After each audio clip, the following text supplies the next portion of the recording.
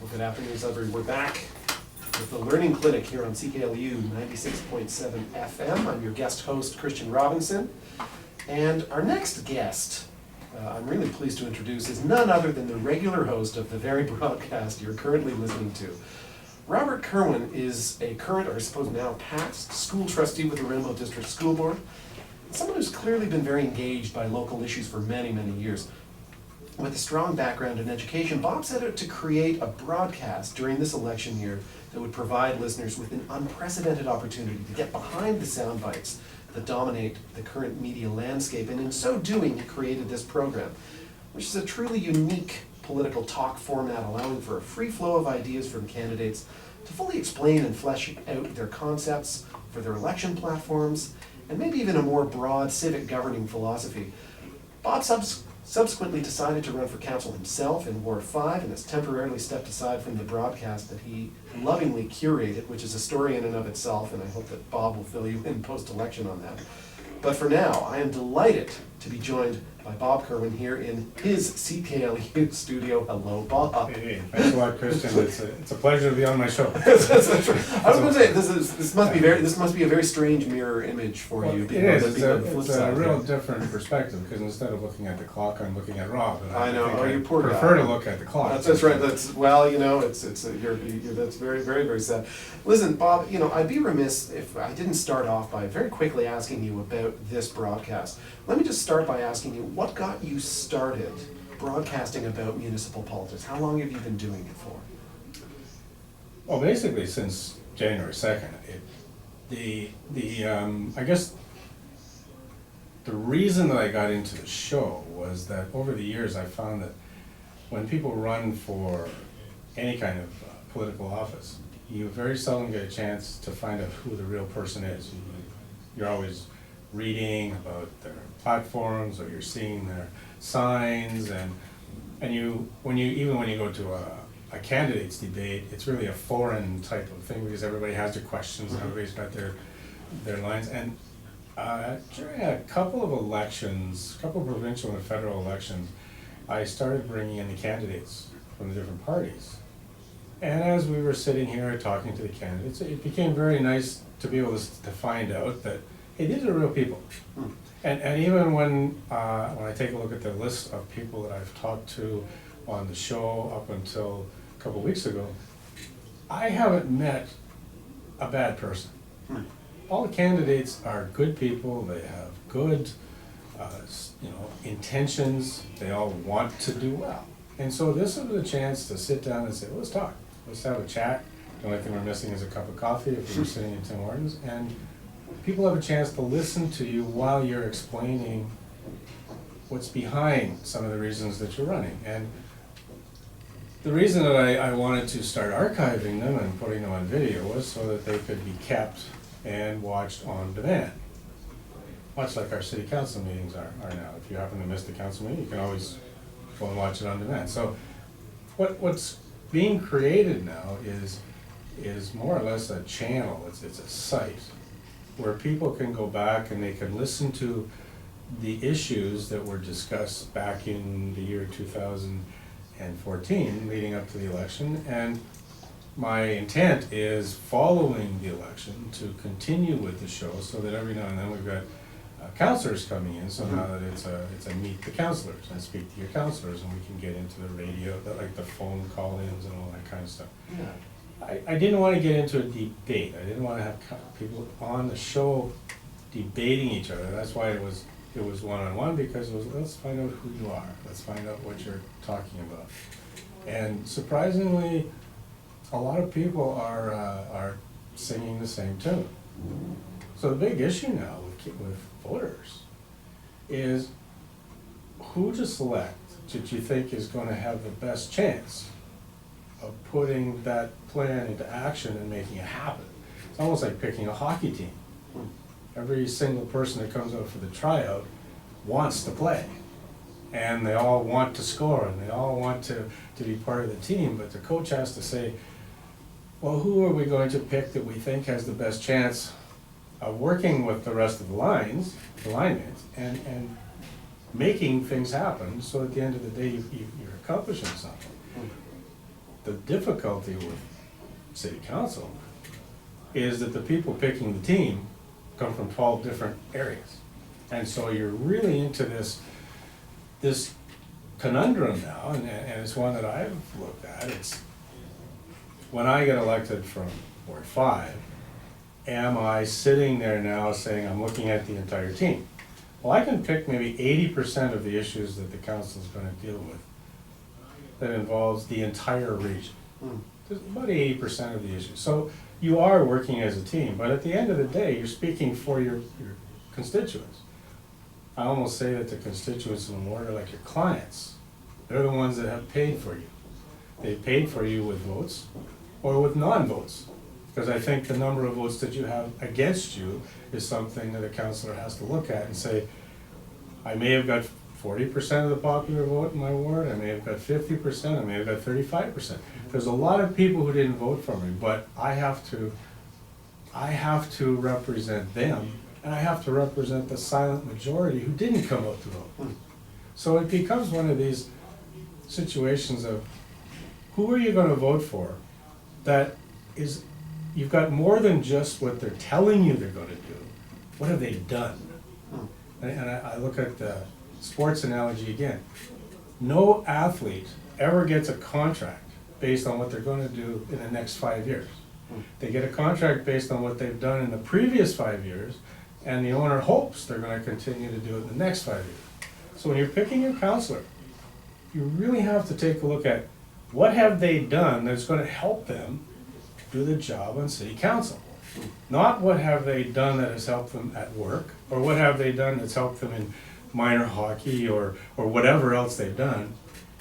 Yes, it's nice that they're family and it's nice that they've got grandchildren, but what have they done that you can look at and say, yeah, because of their experience here, I'm pretty sure they're gonna be able to handle the pressures at council. Well, wow, there's Yeah, where do you start? Well, I was gonna say, there's so much that you just said that I would love to get into. I want to start by asking you a question that's off script that I asked last week. What are your thoughts on the ward model that we have? Is this something we need to be looking at changing? Do we need at-large councillors? This is something that other cities have different solutions for. Are the citizens of this city being well served with the 12-ward model that we've got? The 12-ward model will work, but it's not working the way it's divided up right now. Because in the 12-ward model, what you should have is as close as possible to the common interest and common, community within your ward. The ward 5, for example, is a huge ward. I mean, it's a really important ward. I'm not endorsing anybody. Ron Dupuy did a pretty good job on Ward 5 because it's the core. If there's a central ward in Sudbury, it's Ward 5, because if you look at the map, it's right in the middle. It's got a real important part of Sudbury, the corner of LaSalle and Notre Dame, all the way down to the tracks, and includes Ryan Heights all the way up to Kent Court and all the way over to the Drummond Street and Village Crescent area. It's really common. So when you take a look at the valley's got this kind of development mode going on, and you've got the industrial base and the business base of the Sudbury section, and then you've got the Valley East Industrial Park. It's a huge ward, and it's really important to the rest of the city. So I like the Ward 5 area because it can be a leader. It can really be a leader, and it is almost the downtown core. Like you've got a downtown, and I think you've got Ward 5, which is another downtown that has a real different perspective. So what do you do with the wards? Well, you have to take a look at redefining and redrawing the wards. Cape-Rail I really don't think it makes sense to have Cape-Rail grouped with Garson. Cape-Rail should be grouped with Hammer. Now when that happens, Hammer's gonna have to take some of its ward. Ward 6 is gonna have to take a little chunk off that and move it into Ward 5. And then the Sudbury portion of Ward 5 is better served, I believe, with either the Donovan area or the other Ward 12 over toward down the south. So when you redraw all of that, and this is why a lot of people have been asking me, why are you running in a ward where you don't live? I say, well, I live in Valtorez. And when the next boundaries are drawn, that Valtorez chunk has to go into Ward 5. So when people want to talk to me about an example of being a visionary, I say, well, I am a visionary. I am running in the ward where I am going to be in when the wards are redrawn, because the wards have to be redrawn. And if there are 2 wards that have to be redrawn, they are Ward 5, Ward 6, and Ward 7, those 3 wards. So come the next election, I will be in Ward 5. So it's one of these things. Now then you get into the next question. Do you need councillors at large? I don't like councillors at large. I think I would probably do well as a councillor at large. But what happens then is you don't have clients to represent. You're representing everybody. Who do you call if you're a councillor at large? If you're having trouble in the valley in Ward 5, who do you call if you've elected 12 councillors at large? So I think what we have to get back to is this whole mindset that when you're elected by ward constituents, you are speaking for those constituents. You are no longer speaking for Bob Kirwan, because just as a lawyer would have to represent his clients, a lawyer has to get in front of a judge and say, I'm not telling you whether I'm in favor of what I'm saying. This is what my people have told me. You have another problem. The only way that you know what the people in your ward are thinking is to become totally immersed in the community. So that means you have to get out into you can't go to a town hall meeting and say, what do you people think? Because you're going to get 20 people come out and you're going to hear that one line. You can't go to a CAN meeting and say, what should we do? Because the CANs are volunteer, they're not elected, they don't get elected. They don't have any responsibility. And on Facebook, well, you got a little bit of better feedback on Facebook, but you have to get out into the community. You have to be with the church groups. You have to be helping organize. They had a potato festival this weekend, and I was part of the organizing committee. It's nice you can dovetail. I would have loved to be a counselor.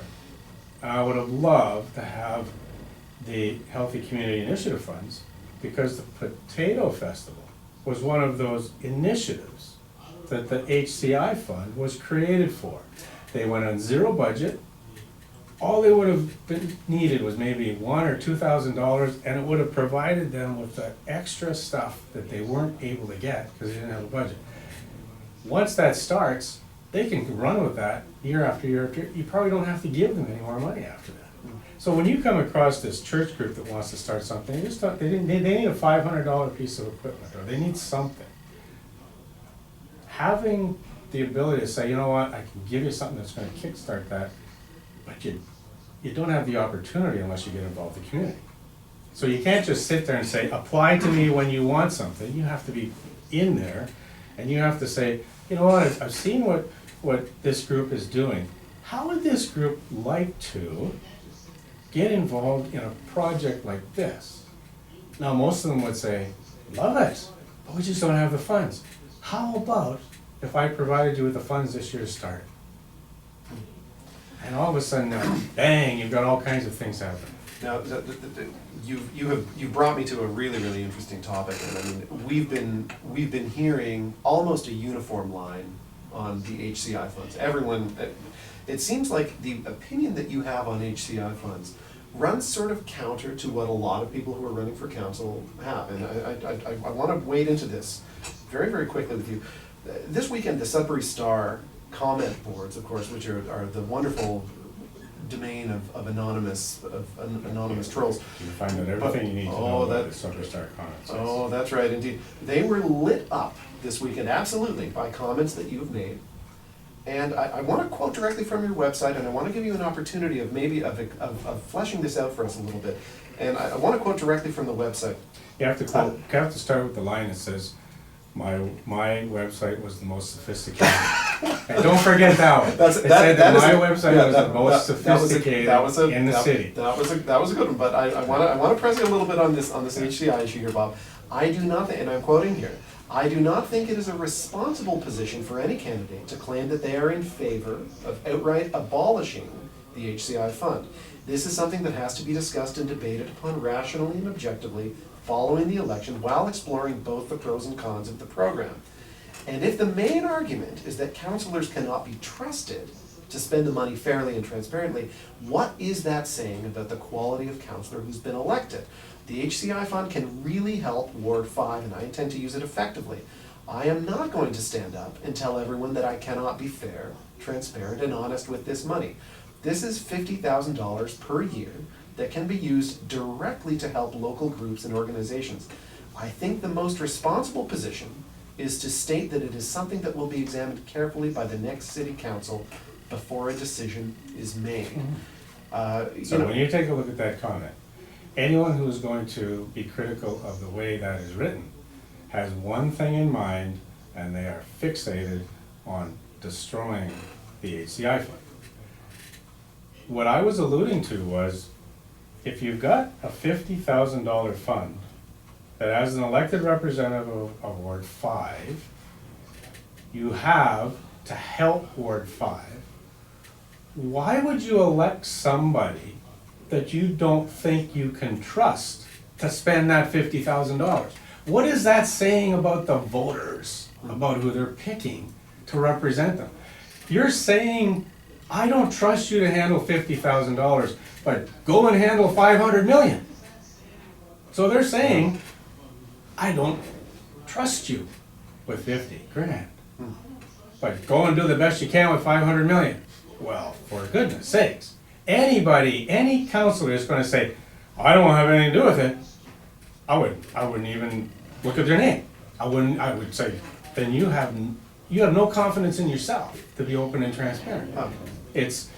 And how are you going to say to the church group that really needs that $1,000 of equipment so that they can cultivate the community garden like we've got in Bruce Avenue, on Balmoral Court, and in Ryan Heights?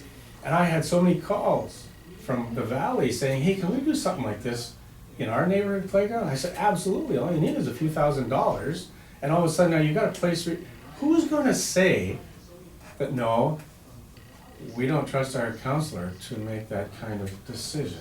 So Bob, what do you think it says then?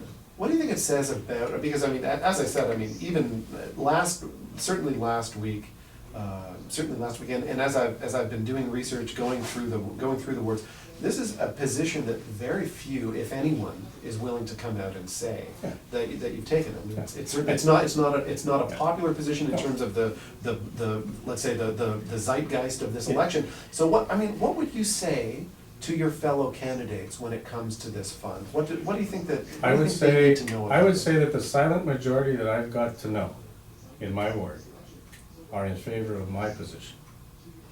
The vocal minority, remember, I had a union background. I was a union president. I was involved in collective bargaining for 20 years. And when you go to a union meeting, you hear 5 people speaking.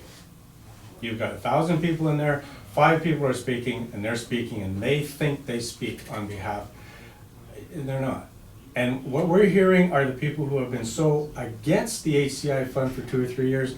They have used it to slam existing councillors, they have used it to discredit them, they have used it, and they're trying to use it to me. Again, I say, the way that was written up, if anybody was to look at that and say, no, I don't believe in it, that is out, I wouldn't vote for him with that thinking, where I am saying, I will argue in favor of it because it's good. I'm only 1 out of 13 people.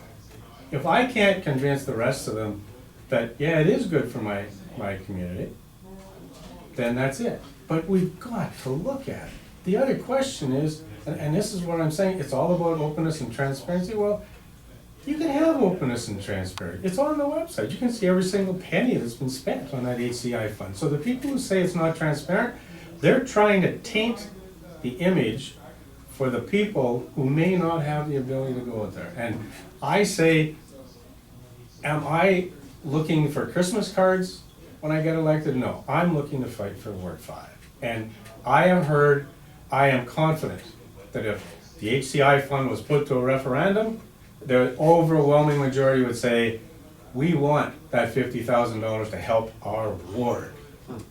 And they would not go with the vocal minority in this. Now, Bob, I want to get a little bit more into this because your position is very nuanced.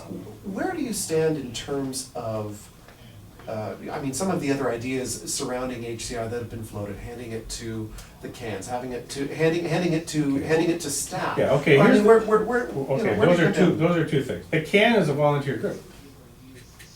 The councillor is elected by the people in the ward. You can have an interest group go to a can meeting, become the can, and they can control where that money goes anywhere. They can control where the $50,000, they're not held accountable. There's no accountability there. It's the elected representative that's held accountable. So handing it to the can, no. Should the can be used? Absolutely.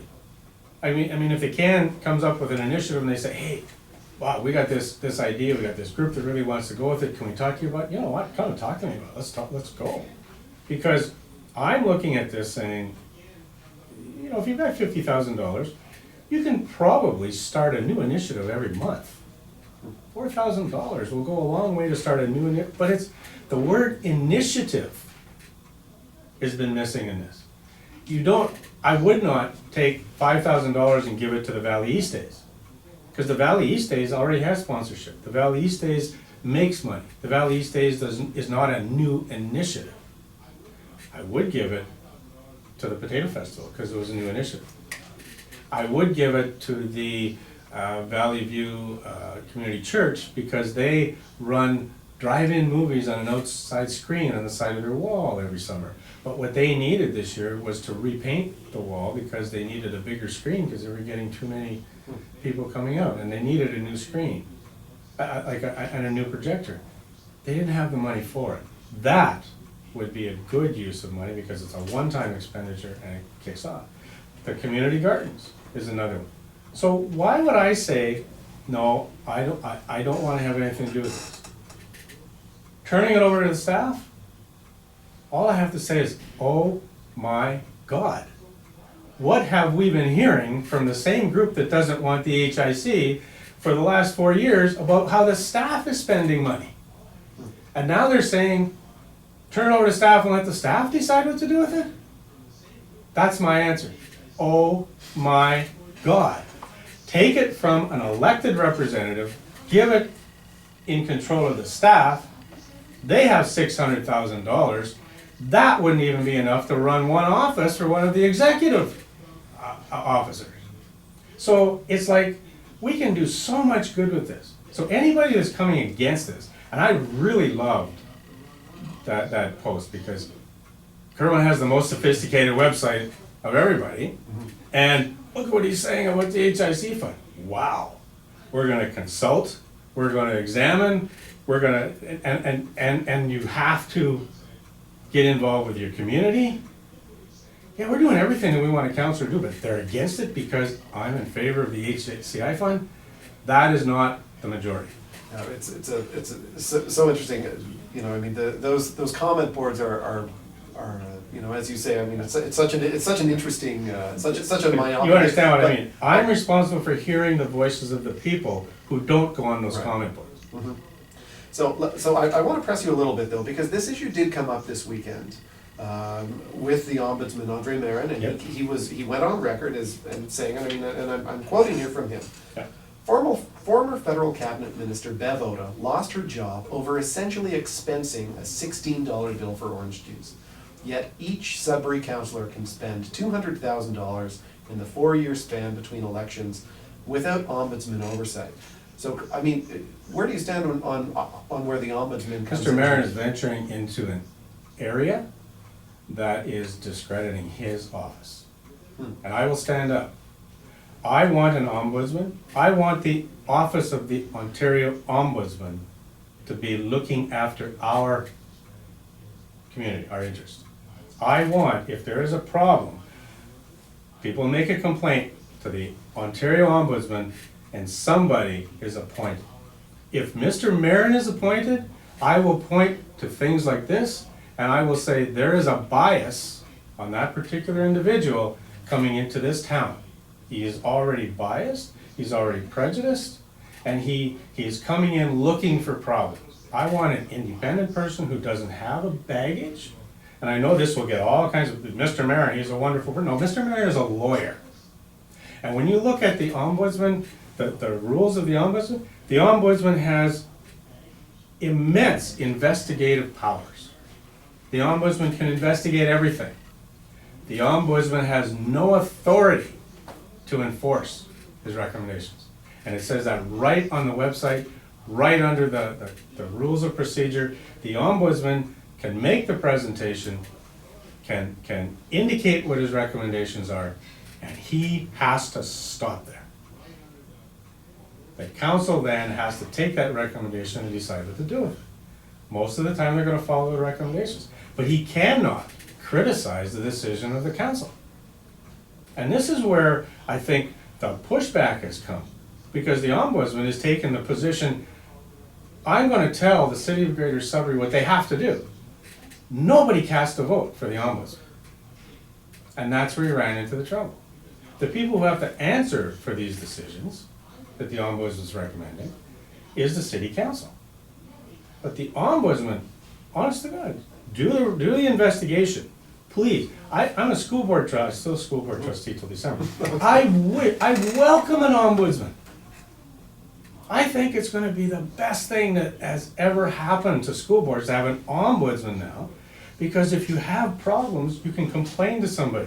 But it's not just the public that can complain, it's fellow trustees who can complain. Because if I, as a counselor on the city council, feel that what council is doing is wrong, I can complain to the ombudsman and say, would you come in and investigate? Because right now it's 12-1 against me. I can't go anywhere, but I know what they're doing is wrong. Come in and investigate.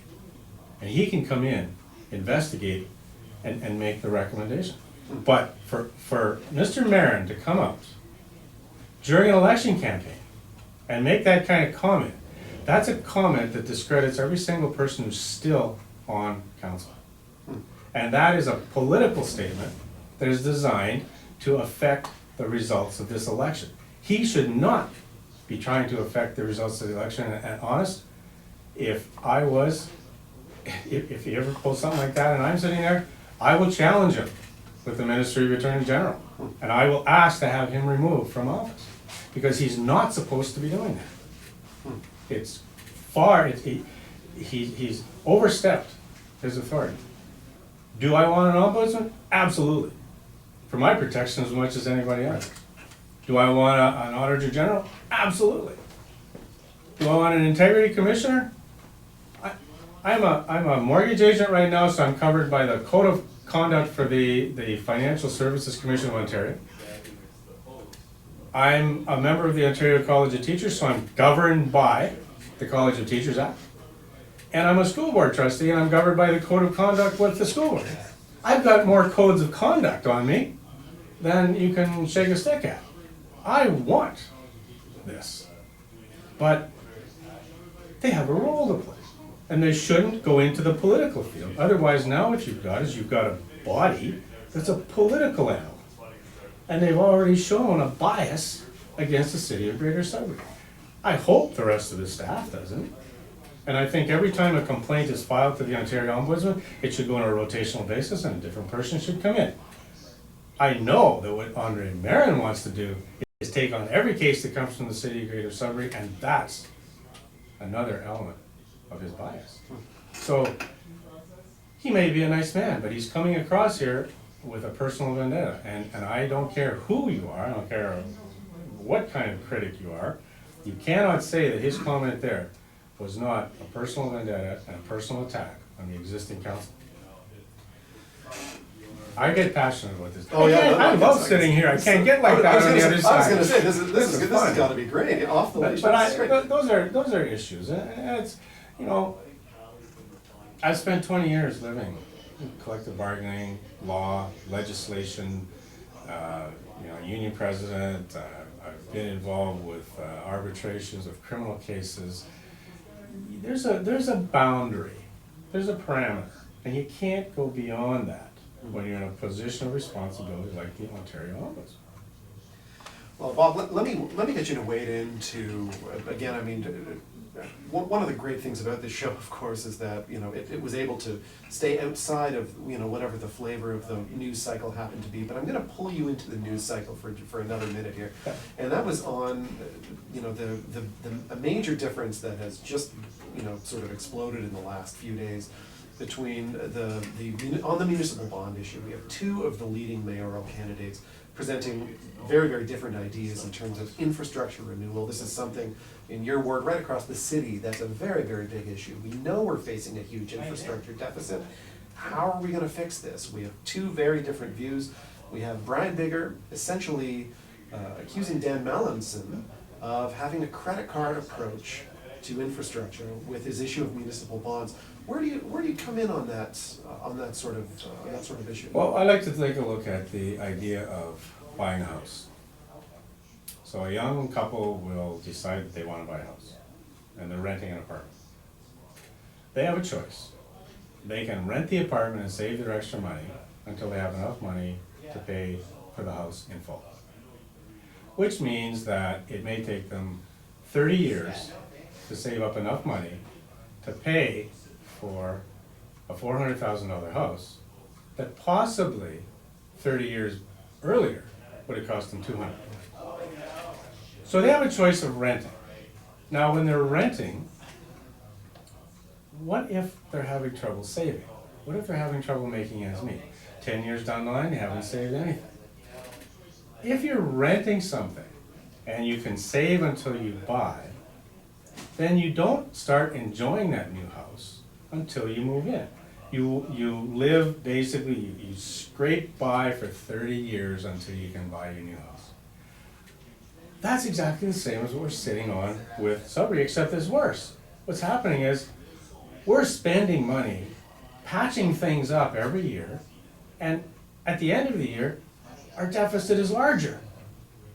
So we're getting in the hole from the money we're spending. So, yeah, Dan Mallinson brought this up. I know John Rodriguez has toyed with the idea too. Yes, that's true, absolutely. It's one of these things that's starting to come up because we're sitting in a situation where if we don't fix our infrastructure, we don't get the businesses moving in here. We don't get the houses being built. Our economy is starting to go down. Our growth has been projected low. So the first thing we're facing when we get elected is a 4.9% tax increase. Yeah. So what you need is an economic stimulus. So if you could make a good plan, it has to be a good plan. I've had critics saying, oh my God, you're gonna have all the roads done and we won't be able to move. And I'm saying, you don't have to be a rocket scientist to plan your construction so that you're not paralyzing the city over 4 years. But if you get it done and you have to borrow, here's what we're sitting on right now. We're paying $50 million a year to lose ground. If we were to borrow and issue municipal bonds, and there's a limit as to how much debt you can get into, but I think with municipal bonds you might be able to go higher. If you borrow it, if you mortgage, I think it's 25% of your revenue, your budget. So if we could somehow come up with $600 or $700 million to fix everything, now all of a sudden, look at the economic stimulus. Houses are gonna be built because you've got construction workers going on. Every dollar you put into the economy multiplies by 4. So you're gonna put 600 million in, you basically put $2.4 billion of economic activity in the Sudbury. Everything flourishes, businesses start to come in. What happens? That $50 million that we were putting in every year just to maintain and lose ground is paying for the principal and interest. And lo and behold, our tax rates our growth is going up, so our individual taxes are going down, and that $50 million we were paying for is far less than 10, 15 years from now. We've got the inflation, we've got the growth, everything happens. So I'm looking and saying, yeah, everybody's saying, oh no, we don't want to go into debt, we don't want to borrow, Who buys a new car with cash? Who buys a new house with cash? You borrow so that while you're paying it off, you can enjoy the facility, you can enjoy the car. Why should we as a city say, we're gonna suffer and scrape by and chase all of our young people away from the city, and the only people left are the older people who are gonna have to pay higher taxes because all the younger people have gone? Bob, do we have an issue with quality control when it comes to infrastructure? Do we have, this is obviously would be an unprecedented. Not for according the to Brian city. Bigger. Brian Bigger says we've got all the quality parameters in place. Why is the quality not being, I don't know. Maybe we're not putting enough money into it to get the good job the first time. Right. I think this microphone that I'm speaking in, I think it's this microphone or that microphone, very expensive microphone. While in the past, we may have bought cheaper microphones and they only lasted a year. Right. Put the money in, buy good quality, and it's gonna last you the full length. So, quality control is just a matter of you get what you pay for. And I think the critics of, no, cut, well, okay, we might be able to cut some staff, but we can't do it in the next 6 months. Over the course of 30 years, yeah, okay, maybe you won't need as much staff. Now what happens is you're saving money on staff. That's money that can go into another initiative or it can go to pay down your debt. We could probably pay this debt down in 10 years after we get the efficiencies, after we get it started. But we need an economic stimulus in this city. I'm going to the builders, the Home Builders Association, they've got an event tomorrow night. And they have problems. I mean, you talk about the development charges. Absolutely. The big thing about the development charges is the development charges are paid by the homeowner.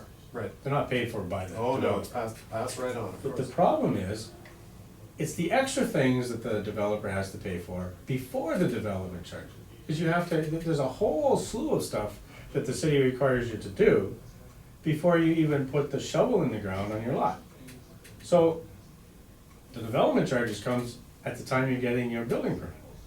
The other stuff that's holding everything back is what the developer has to put in to prepare the ground. And you gotta do that before you get any development charges. So what's holding back the development of Sudbury is all of these extra costs that all of a sudden the city's slapping this on, the city's slapping that on, and developers are getting approval for a lot. Then they're going back and saying, oh, by the way, we're gonna add this to your cost. And that's why they're leaving town. Yeah. So we're gonna go somewhere else where we don't have to deal with this. They tell us one thing, bang, we're gone.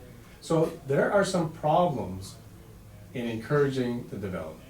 And the development charge, if it is done properly and handled properly, and it's fair, won't really be a deterrent.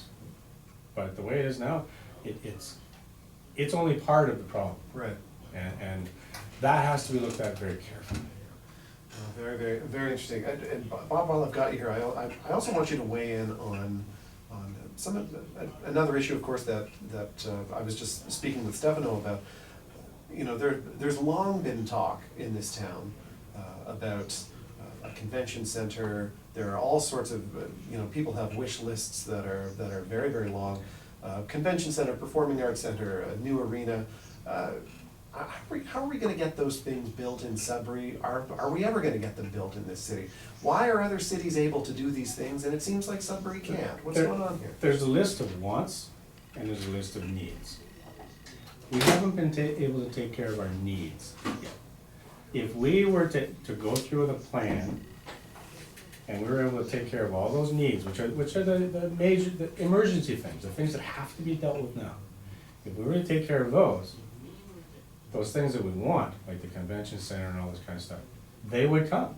Because all of a sudden now the private investors would see that this is a good place to invest, because you've got all of this growth, because all this infrastructure's been taken care of, the roads have been taken care of, everything else.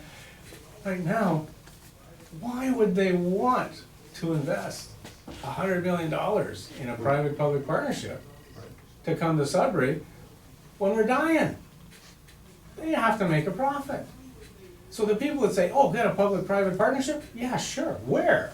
Right. Who in their right mind is gonna come here? The other thing is you gotta make sure you're getting what you asked for. Just in the last couple of minutes here, one of the big developers in town, and we had everything set a number of years ago to have a big arena, 10,000 seat arena built up where Silver City is.